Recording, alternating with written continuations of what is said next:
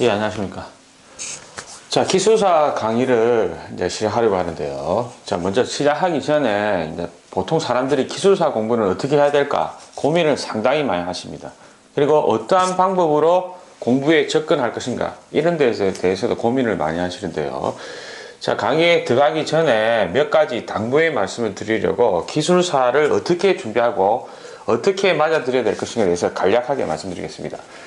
자, 이게 판서에 좀 적힌 대로 제가 이제 강의할 것은 건축, 전기, 설비 기술사입니다. 보통 기술사 공부는 그 어떤 것이든 다 대동소이하겠는데요. 기술사 공부를 할 때는 반드시 2회 위주로 하셔야 됩니다. 반드시. 보통 교재를 선정하든지 혹은 학원을 다니시면서 뭐 서브노트라 할지 이런 것들을 가지고 그냥 막연하게 외우시는데 절대로 그러시면 안 됩니다. 외우면 외울수록 공부는 하기 싫고 외우면 외울수록 도대체 뭘 해야 될지 모릅니다. 그래서 기본적으로 우리가 기사에서 배웠던 거 혹은 기능사에서 배웠던 기본 법칙들에 대해서 충분한 이해가 필요합니다. 기술사는 어떤 문제에 대해서 그 문제를 뭐 답을 쓴다 이런 것보다는 공격적으로 내가 누구를 가리킨다는 마음을 가져야 됩니다. 자, 그래서 우리가 소위 말하는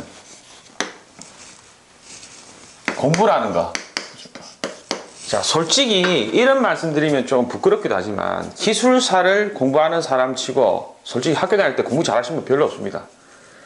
단지 내가 자격증을 따서 그 전기 분야에 취업을 하고 있을 때 뭔가 모르게 좀 더 많은 봉급, 그죠? 그리고 절대적인 나의 지금 신분상 안정, 이런 게 첫째죠. 그래서 만약에 우리가 처음부터 공부를 잘했다면 뭐 대기업을 취업하든지 뭐 공무원 시험을 합격하든지 공기업을 하든지 좀 더 나은 곳으로 하기 때문에 별로 기술사에 대한 관심이 없을 겁니다.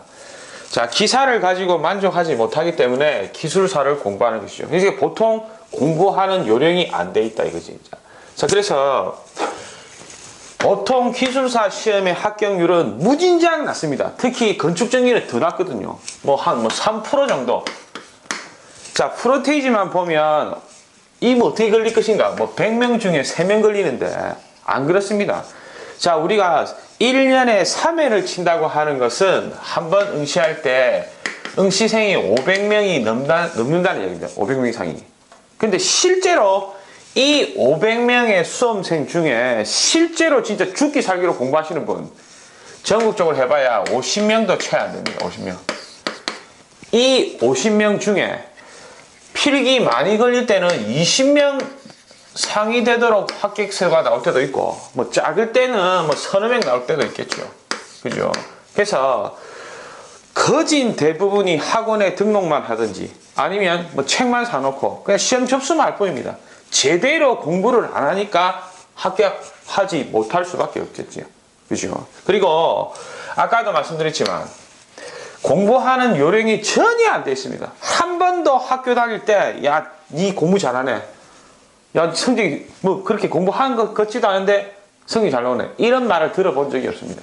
자, 공부는 누가 뭘 해도 이해입니다, 이해. 자, 이해. 끊임없이 이해 위주로 반복을 많이 하시면 그것이 곧 합격이죠. 자, 보통 보시면 어떤 교재를 사든지, 뭐 학원을 등록하든지, 책을 한두 번 정도 보시고, 다른 책을 구입합니다. 정말 잘못된 겁니다. 내가 한두 번 봤을 때는 그 내용 잘 모르죠, 몰라.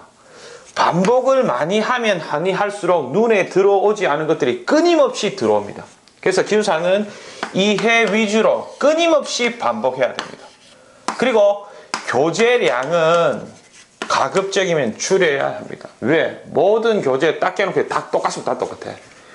이분 책을 저분이 뺏기고 저분 책을 또 다른 분이 뺏기고 그렇게 하는 거죠. 그러니까 교재는 우리는 시험이기 때문에 관연도 문제를 요약한 걸 가지고 공부를 할 뿐입니다. 근데 그것을 이해하지 않고 그냥 암기만 하니까 이 책 따로 저 책 따로 저 강의 따로 이 강의 따로 이렇게 되는 것이죠. 반드시 이해 위주로 끊임없이 반복해야 합격에 이를 수 있을 겁니다. 그죠? 그래서 반드시 이해 위주로 하셔야 된다 하는 거죠. 그리고 중요한 게 세 번째. 자, 우리가 기술사 시험은 아시다시피 뭐 10점짜리 혹은 25점짜리이면 10점은 한 페이지였고 25점짜리는 3페이지를 적습니다. 통상적으로 그렇죠. 모든 기술사가. 자, 보통 이렇게 하니까 사람들은 써라.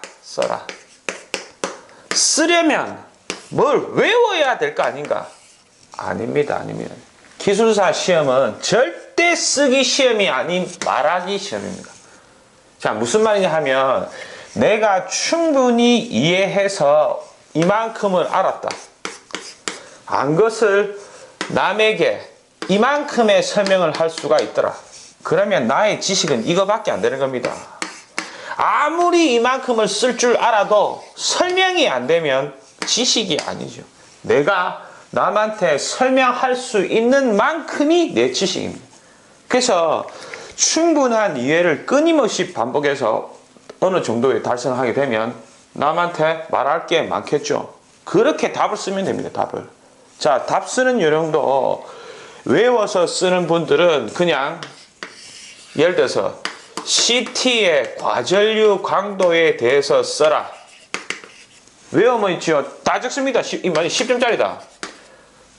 종이 모자랄 건데 진짜 정말. 과전류 강도만 쓰면 될 건데 뭐 CT의 뭐 전격이니 뭐 CT의 뭐 포화니 뭐 물어보는 것만 적어야 되는데 그냥 외우면 그냥 막 적는 거죠. 반드시 이해 위주로 하셔야 된다는 거.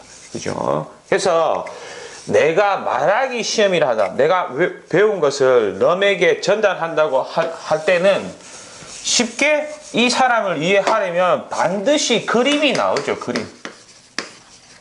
이 사람을 이해시키는데 그림을 그리면서 거기에 따른 간략간략한 중심 키워드가 나올 겁니다. 그죠? 안다고 보면. 근데 그게 안 되면 그냥 막 적는 것이죠. 자, 실제로 기술사를 따면 어떤 분하고 일을 하느냐. 제가 건축전기 설비기사를 땄는데 일반적인 전기기사들과 솔직히 배를 나눌 대화가 없습니다. 뭘 서로 할 때 내성 규정에 뭐 있고 그거는 뭐 이렇게 되니까 뭐 이렇게 하면 되겠다. 그죠? 쉽습니다. 실제로 기술사를 따면 건축, 소방, 기계, 통신 이런 비전공자들을 이해시키는 것이 첫째입니다. 그러려면 어떤 법칙에 대해서 어느 정도는 통달해야 돼요. 전기를 모르는 사람한테 전기를 쉽게 전달할 수 있는 사람이 기술사다 이거죠. 감독이 오셨는데 감독은 전기 솔직히 잘 모르죠. 예산이나 이런 게 어느 정도는. 이분들을 나의 기본적인 지식을 해서 충분히 이해시키는 것. 그런 것이 기술사 공부입니다. 그죠? 자, 예를 들어서 기술사 공부를 하다 보면 어떤 논문 같은 것이 문제로 대두될 때 있다.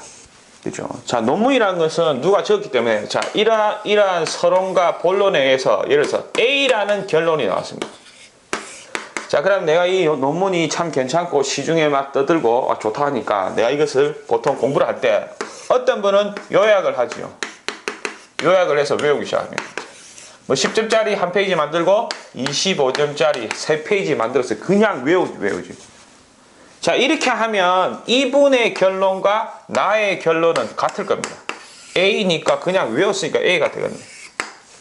근데 나는 논문을 본 적도 없습니다. 뭐 하다 보니 정보가 늦어서 못 봤네.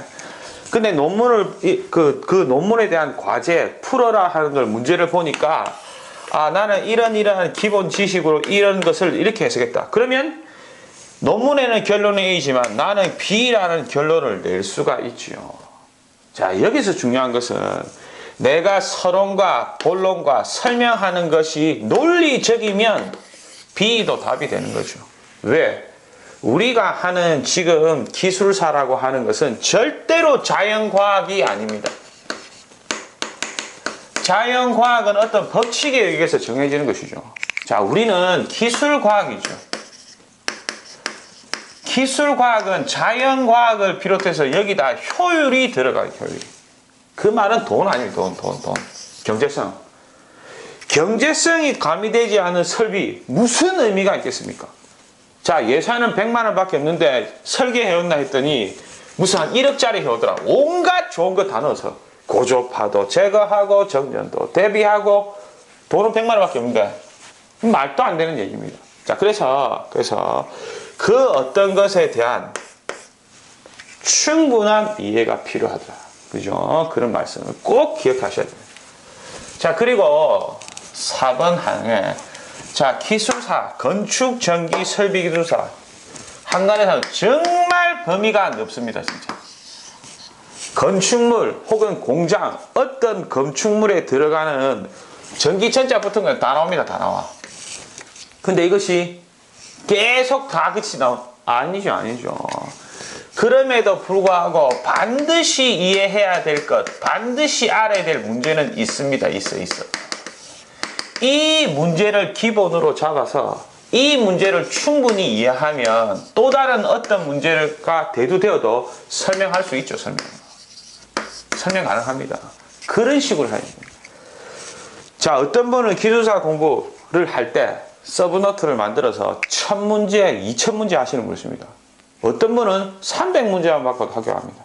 자, 그 말은 문제 수는 작을지언정 그 문제를 기본으로 해서 다른 문제들을 얼마든지 해석할 수 있어야 됩니다.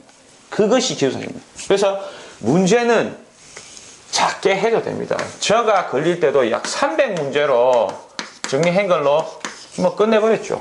자, 말은 300문제지만 이 문제의 기본을 알면 그 어떤 문제를 계속 해석할 수 있기 때문에 1000문제, 2000문제 된다 이거죠. 그죠? 자, 그래서 시험 범위를 어느 정도 파악을 해야 됩니다. 자, 그러면 우리가 간단하죠. 우리는 수험생이기 때문에 관연도 문제 위주로 합니다. 그 관연도 문제 중에서 자주 출제되고 반드시 알아야 될 기본적인 이론, 그거부터 조지는 그거부터. 300에서 약 400문제 혹은 450문제 정도면 끝내야 됩니다. 더 이상 할 것도 없습니다. 오히려 합격하고 나서 공부해야 될 것이 더 많이 있다는 거, 그렇게 보시면 됩니다. 그죠? 자, 그리고 5번째로 많은 분들이 이제 합격을 하면 서브노트는 어떻게 해야 되노? 서브노트는 어떻게 해야 될까? 그죠? 자, 기본적으로 저는 이렇게 생각합니다. 맞을 수도 있고 틀릴 수도 있는데 서브노트는 하는 것이 좋죠. 누가 뭘 해도. 근데 서브노트를 하느냐 안 하느냐 보다는 이 서브노트를 어떤 시점 그리고 어떻게 할 건가, 이것이 관건입니다. 이것이. 자, 보통 이제부터 내가 건축전기 설비 기술사를 공부를 하겠다. 그러면 시작하자마자 바로 서브노트를 작성합니다. 공부 시작하자마자. 그러면 서브노트가 아니고 아예 책이 됐죠. 책. 자, 서브노트는 말 그대로 서브 요약이죠. 내가 이해한 것만 서브노트를 해야 돼요. 이해한 것만. 이해 안 된 걸 서브 핸들, 그건 무슨 의미가 있습니까? 공부를 끊임없이 이해가 늘어나면 늘어날수록 서브노트의 양도 늘 것이고, 그죠? 거기에 대해서 내용도 알차게 될 겁니다.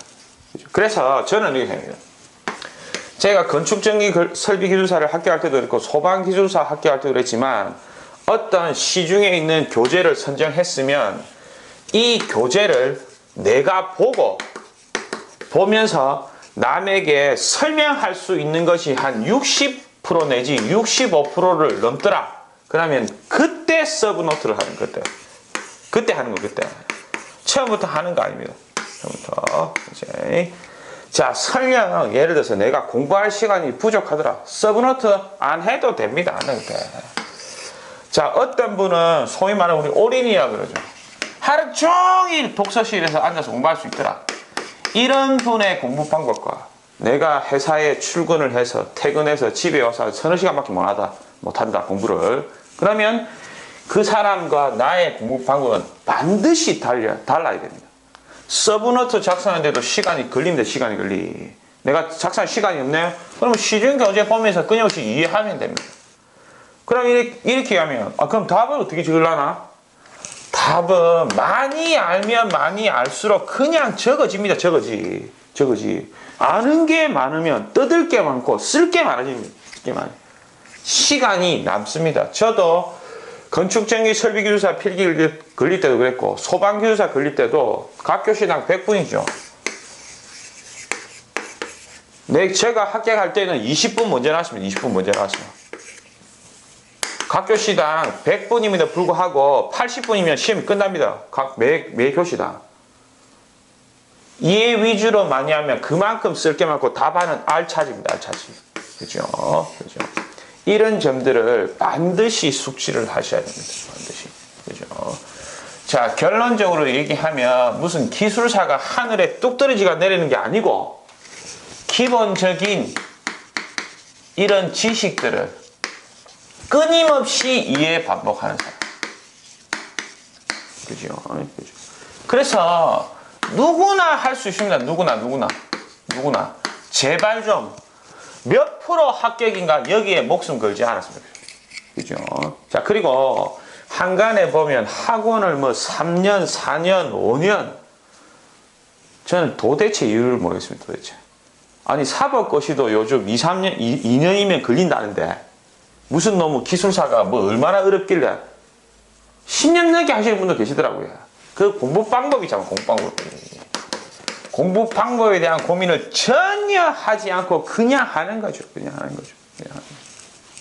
그래서 이해 위주로 끊임없이 반복하는 겁니다. 기본의 중요성은 반드시 기억해요.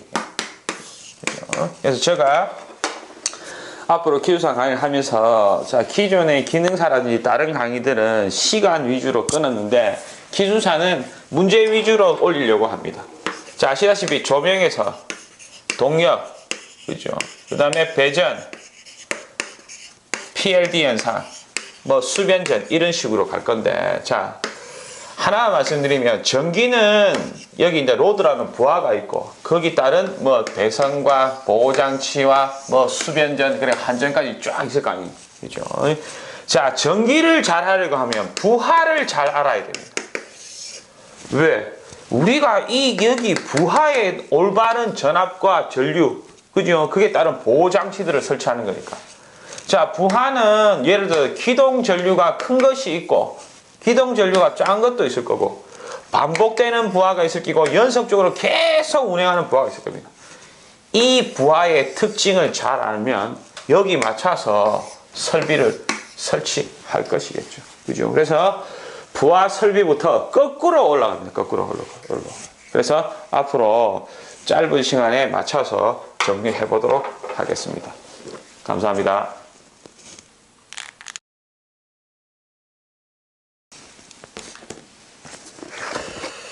예, 먼저 건축 전기 설비 기술사 부하부터 할 건데, 자, 조명 설비라고 하는 부하. 자, 우리 뭐 전등, 그죠? 여기 관련돼서 문제가 그렇게 어렵지는 않습니다. 쉽고, 그 다음에 출제도 간간히 자주 되기 때문에 쉬운 것은 잘하는 게 뭐 맞겠죠. 그래서 먼저 측광량의 단위라는 것부터 설명드릴게요. 교재 2페이지 있네, 첫 번째. 자, 보시면 광의 양, 빛의 양을 측정하는, 그죠? 그런 것들. 자, 근데 여기에 단위라고 붙은 의미는, 자, 우리가 같은 빛이지만 보는 관점에 따라서 이 빛은 이름을 달리합니다. 기호도 다르겠고, 그죠? 빛은 빛인데, 그죠? 그런 의미. 자, 먼저 교재에 개념도라고 나와 있는데 이렇게 보시면 되겠네요. 자, 어떤 뭐 형광등이든 백열구든, 그죠? 전구가 있습니다. 전구가.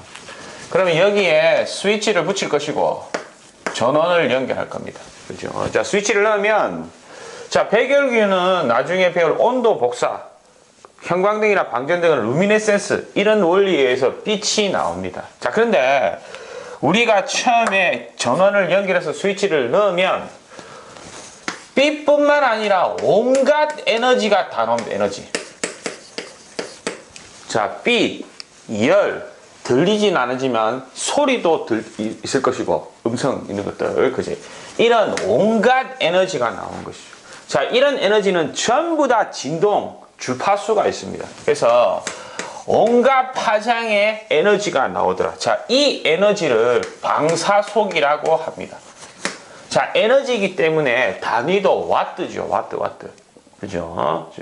자, 이 에너지 중에 우리가 빛이라고 하는 것은 가시 범위가 있더라. 가시 범위. 자, 아시다시피 380에서 760 나노메타의 이 범위의 빛만 볼 수 있습니다.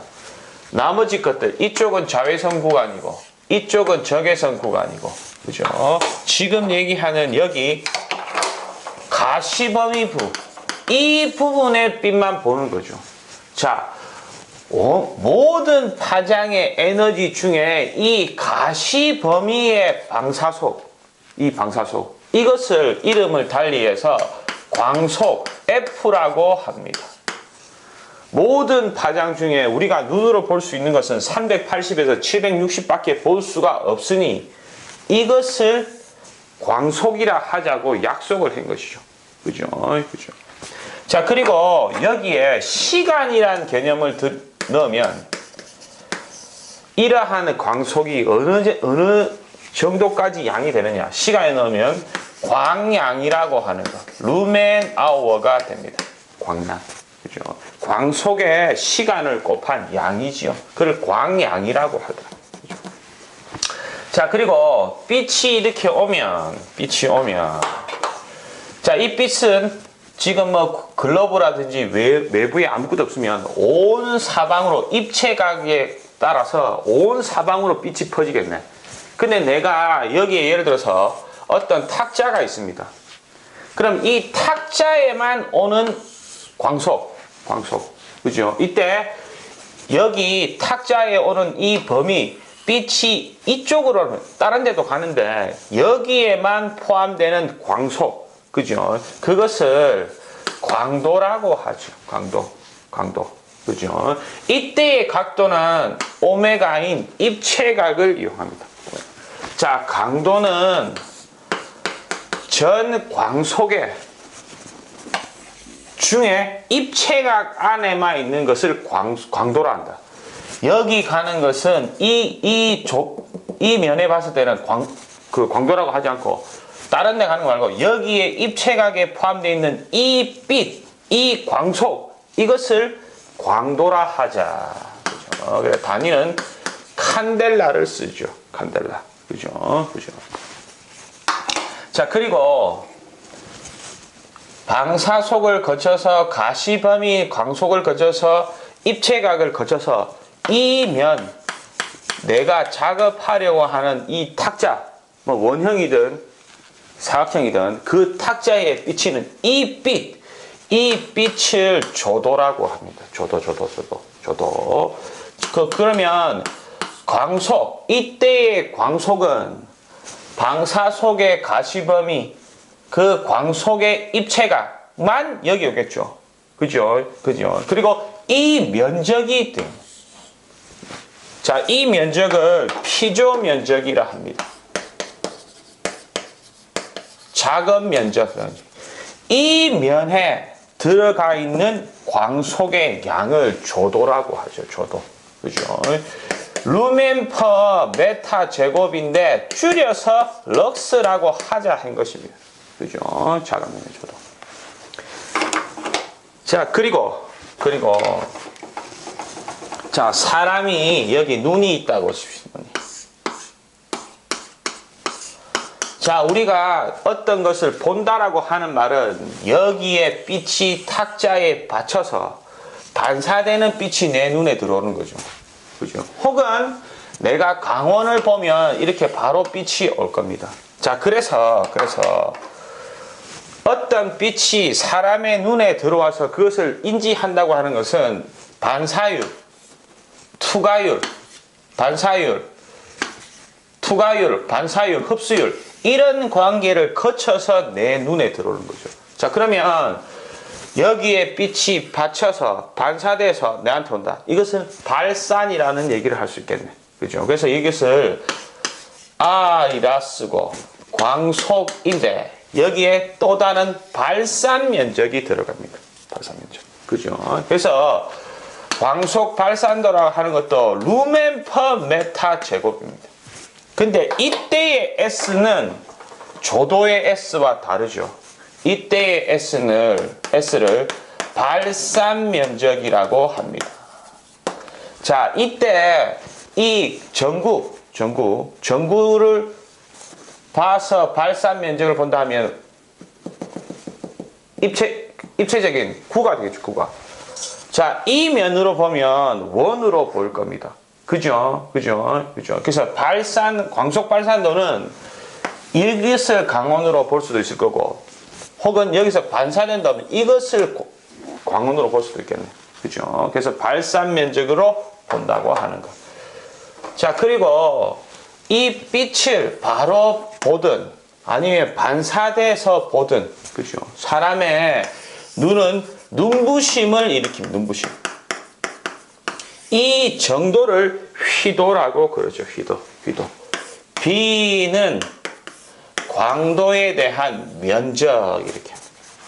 자, 이때 강도가 들어가는 이유는 내가 이 광원을 직접 봐서 눈이 부시더라. 그럼 여기 또 입체각이 있을 거 아니에요?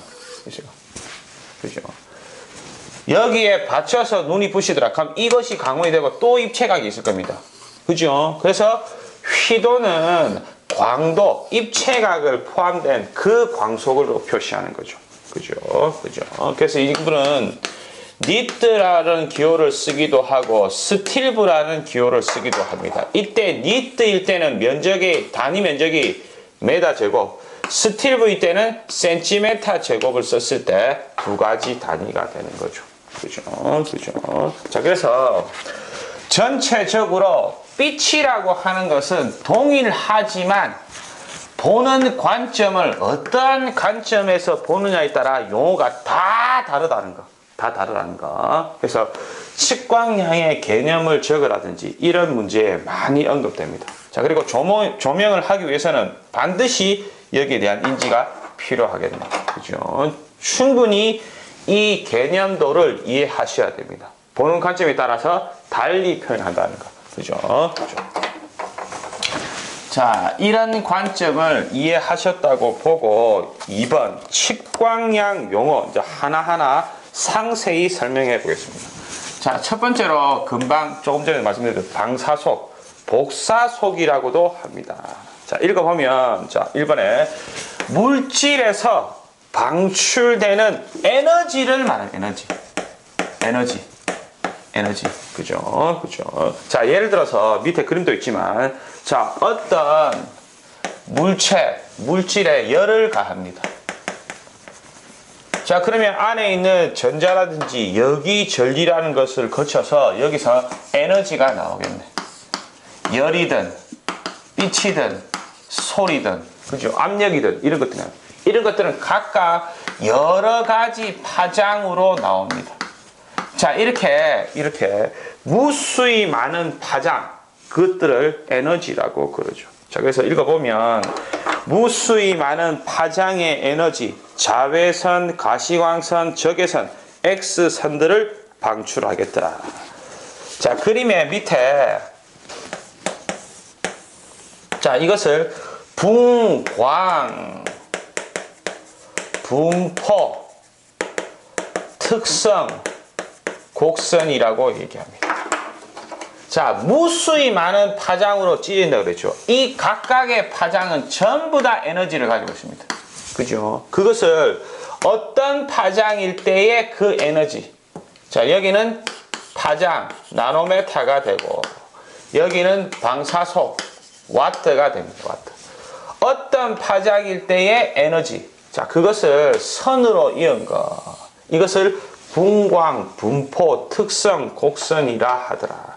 자, 우리가 백열구의 분광, 분포, 특성, 곡선과 형광등의 곡선 다르겠죠. 왜? 나오는 에너지가 다르기 때문에. 그죠? 이때의 에너지는 컬러로도 표현이 됩니다. 색상. 그죠? 자, 아시다시피 저희는 가시범위 380에서 760이다. 그러면 빨, 주, 노, 초, 파, 남, 보 이런 식으로. 자, 나중에 설명드리겠지만 어떤 파장이 많아서 붉은색을 띠더라. 어떤 파장이 많아서 뭐 청색을 띠더라. 그죠? 그게 따라 어떤 램프에 나오는 에너지에 따라 컬러가 달라지겠습니다. 그죠? 연색성이라는 거. 그것도 나중에 말씀드릴 겁니다. 그죠? 자, 2번을 보시면 단위 시간당 어떤 면을 통과하는 방사 에너지더라. 자, 3번에 기호는 파이라고 하고 에너지이기 때문에 단위는 와트라고 합니다. 그죠? 그죠? 이렇게 보시면 됩니다. 두 번째, 광속. 자, 1번에 말씀드린 대로 무수히 많은 방사속 중에 가시범위의 방사속, 그죠? 가시범위. 이 부분에 포함된 것을 광속이라 하자고 한 거죠. 그죠? 그래서 1번을 보시면 방사속 중에 가시범위의 방사속으로 눈의 감도를 기준했다. 이때의 눈은 인간의 눈을 말합니다. 뭐 개나 고양이 이런 거 말고 우리가 지금 보고 있는 거, 그죠? 인간의 눈을 감도 기준으로 측정한 것을 광속이라더라. 자, 이번에 이런 말을 해놨습니다. 조명 설계의 기초가 되더라. 조명 설계. 자, 우리가 램프를 사면 뭐 60W에 백열구 60W에 몇 루멘이다 나와 있습니다. 형광등 뭐 몇 와트에 몇 루멘이더라. 그죠? 이것이 기본이죠, 기본. 내가 전체적인 여기 조도를 몇 럭스로 하겠다고 하는 것은 여기 몇 루멘짜리 광원에 의해서 결정되는 것이죠. 거기에서 평균적인 조도를 내려면, 그죠? 이 램프의 기구 수, 램프 수, 이런 것을 결정할 수 있을 거예요.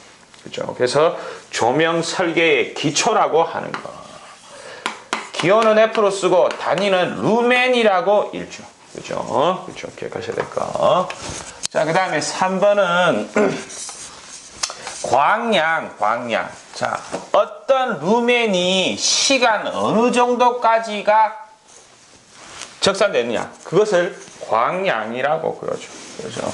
광량은 보시다시피 일정 시간 동안 광속의 총량이더라. 그래서 적분식으로 표시하면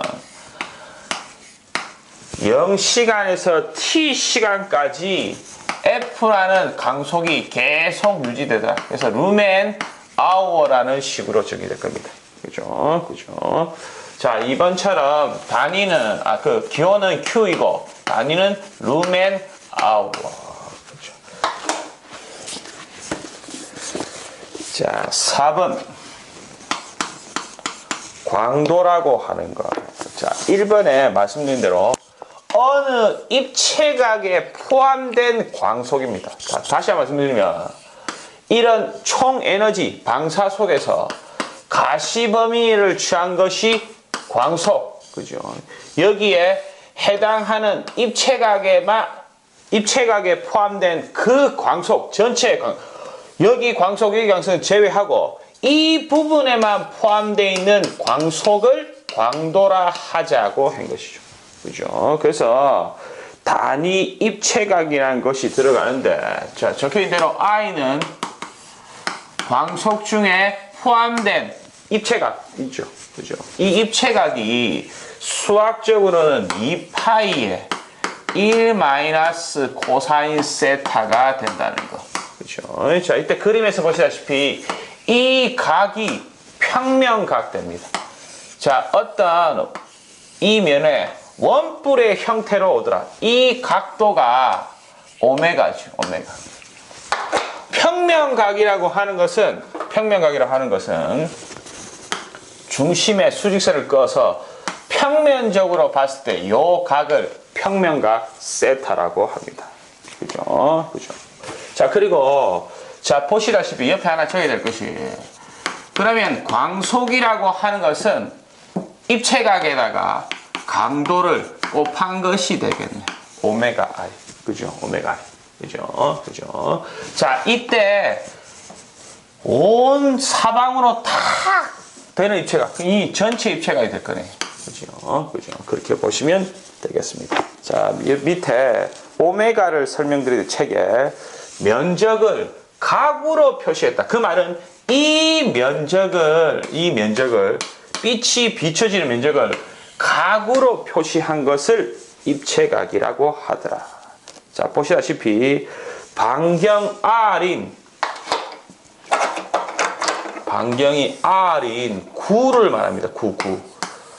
이 9의 전체 입체각 오메가는 R 제곱에, 그죠? 전체 9 표면적, 9의 표면적은 4파이 R 제곱 되겠네. 그래서 날리고 해서 4파이가 9의 입체각이 될 겁니다. 그죠? 자, 그래서 밑에 2번에 광원 모양에 따른 총 발산 광속. 그죠? 자, 말씀드린 대로 먼저 구광원, 구로 된 광원의 총 광속은 오메가의 I 루멘인데 온 사방으로 가는 전체 입체각이 조금 전에 말씀드린 대로 4파입니다. 9는. 그죠? 자, 니은의 방구는 4파이가 반이니까 2파이 되겠습니다. 2파이. 환이나 명광원은 파이가 됩니다.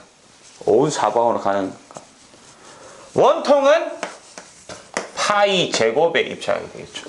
자, 이것들은 우리 기사에서 전기 응용에 배우는 루소 선도라는 거, 그 면적에 의해서 결정되는 것이죠. 배웠던 거. 그래서 루소 선도까지는 뭐 안 친다고 보고, 입체각이 광원의 모양에 따라 달라진다고 하는 거. 그죠? 전체 광속은 이렇게 된다는 것을 기억하셔야 되겠습니다. 자, 다섯 번째로 조도. 아까도 말씀드렸지만 피조면 작은 면의 단위 면적당 광속. 그때 피조면 입사면 한 것을 다른 말로 피조면 작은 면 한 것이 입사면이라고 해도 되겠네. 그죠? 용어를 달리해서. 그래서 작은 면. 그럼 여기 그림 보면 여기가 조도지요. 이 면의 밝기. 이것을 조도라고 합니다. 조도. 그죠? 아시다시피 조도는 방사속 중에 가시범위 광속 중에 입체가 거쳐서 이 면에 오는 광속. 그 면에 오는 광속. 그죠? 이 면은 입사 면적 S가 될 겁니다. 그래서 원래 단위는 루멘 퍼 메타 제곱이죠. 이것을 럭스라고 줄여서 쓰자 이렇게 되겠습니다. 그렇죠?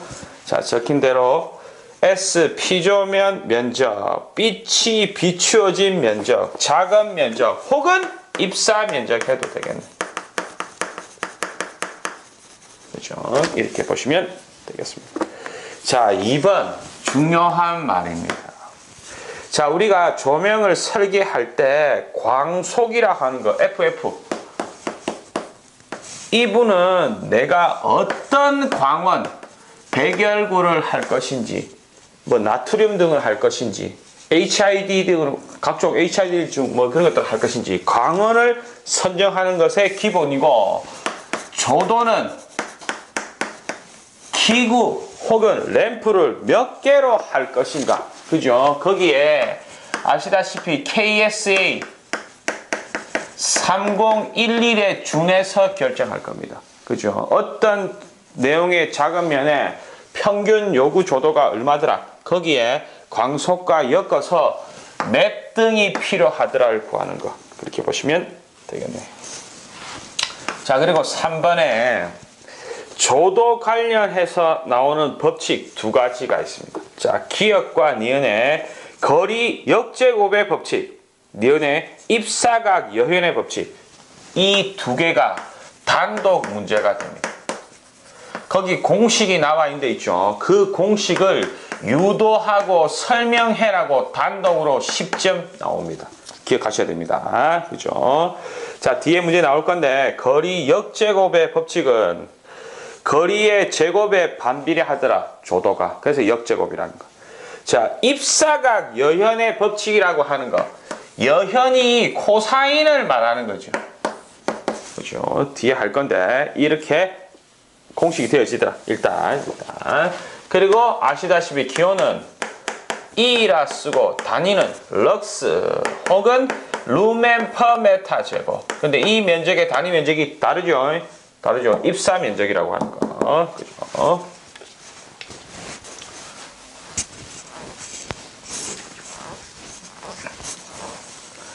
자, 그 다음에 6번째로 휘도 1번을 보시면 광원의 직사광이나 반사광을 눈으로 볼 때 눈부심의 정도더라. 자, 어떤 광원이 있습니다. 눈은 여기 있고 사람의 눈입니다. 사람의 눈. 자, 이 광원 빛이 직접 내 눈에 들어와서 눈이 부실 수도 있을 거고, 자, 여기 반사율이 높은 어떤 면이 있는데 이 면에 부딪혀서 내 눈에 들어올 수 있을 것이고, 그죠? 이렇게 눈부심의 정도를 휘도라고 그러더라. 그죠? 그죠? 자, 그래서 이때는 아까도 말씀드린 대로 여기에 입체가 있을 거고, 이 면에 봐서 눈이 부시더라. 그럼 이 면이 광원처럼 된 거죠. 거기에 따른 또 입체가. 그죠? 그래서 이번에 공식에서 휘도 B는 반드시 I 강도가 들어가야 됩니다. 그죠? 내가 이 다른 면으로 가는 이의 빛은 보이지가 않죠. 여기 입체각에 포함되는 그 빛만 보니까. 그죠? 그래서 광도라는 것이 들어갑니다. 반드시 입체각이라는 개념이 들어가야 되기 때문에. 그리고 여기에 면적 S가 되겠네요.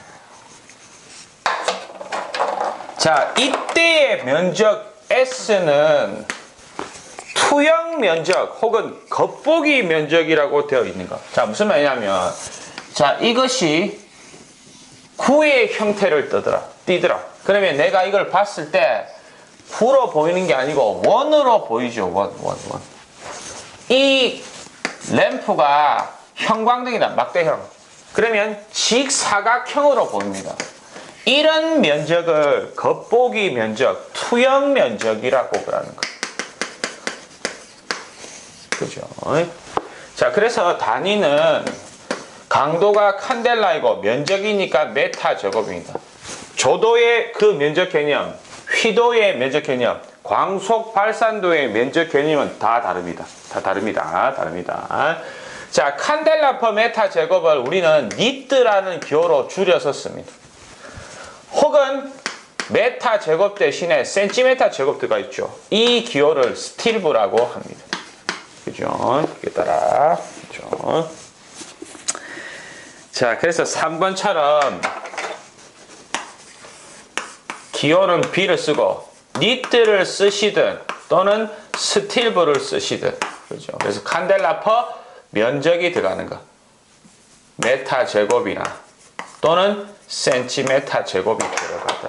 그렇게 하시면 되겠습니다.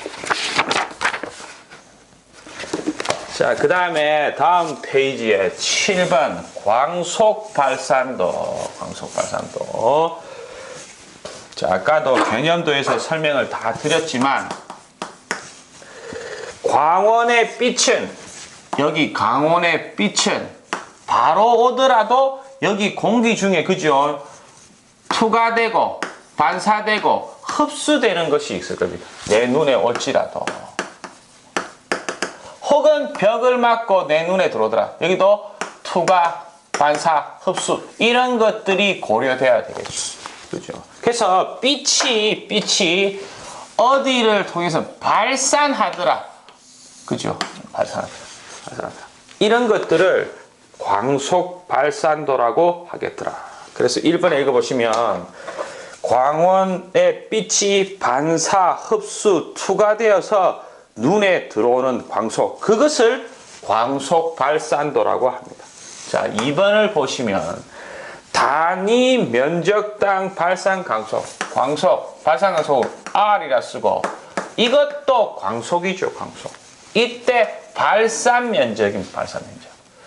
자, 이것이 구의 형태의 전구면 발산 면적, 구의 표면적 될 것이고, 여기 사각형의 면이 있으면 이 사각형의 면적이 될 것이고, 그죠? 그래서 발사 면적이라고 두었고, 발사 면적. 책에 보시면 9이면 표면적인 4파이 r 제곱이 들어갑니다. 그죠? 자, 아까도 말씀드린 대로 조도의 면적, 그죠? 그러니까 조도의 면적, 광도의 면적, 광속 발산도의 면적은 다 다릅니다. 달라. 의미가 다릅니다. 그냥 면적으로 하면 안 되고, 그 개념을 이해하셔야 되겠네요. 그 다음에 8번째로 반사율, 투과율, 흡수율. 물체에 빛이 도달하면 반사, 흡수, 투가 되겠더라. 자, 로우가라고 해줘. 로우가 반사율입니다. 그 다음에 타워, 투과율. 타워. 감마, 흡수율. 그죠? 합하면 1이나 혹은 100이라고 표현하시겠네. 그죠? 자, 그리고 9번째로 조명 관련 효율. 자, 1번에 발광 효율이라고 하는 거. 발광 효율. 자, 발광 효율의 기호를 입실론을 저는 썼습니다. 자, 이분은 총 나오는 에너지 중에 광속이 어느 비율만큼 되겠느냐. 그것을 발광 효율이라 하더라. 당연히 루멘 퍼 와트가 되시겠네. 그렇죠? 그래서 방사속에 대한 강속의 비율을 발광 효율이라고 하죠. 자, 이번에 전등 효율이라고 된 거 있죠. 전등 효율. 이 탈을 썼고, 이때는 또 광속이신데 전력에 대한 광속입니다.